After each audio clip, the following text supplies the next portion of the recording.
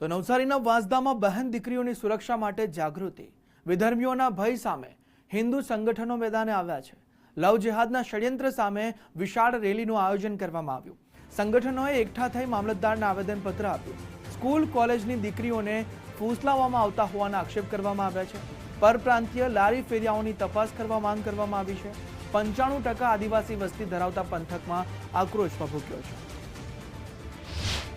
લવ જેહાદ જે આ વિધર્મીઓ દ્વારા હિન્દુ સમાજની બહેનો પર કરવામાં આવે છે એને લઈને સમગ્ર વાંસદાની અંદર છેલ્લા 15 દિવસની અંદર 2 ઘટનાઓ બતાવવામાં આવી છે અને એને લઈને અમારો વાંસદાનો હિન્દુ સમાજ, સમગ્ર વાંસદા તાલુકાનો હિન્દુનો સમાજ એનો ભારે કોરે જલદ વિરોધ કરે છે અને હવે પછી આ બધા જે કૃત્યો કરવાવાળા જે લોકો છે, વિધર્મીઓ છે, પરપ્રાંતિયો છે, એ લોકો પર પ્રશાસન કડકમાં કડક પગલાં લે એવી અમારી માંગ છે।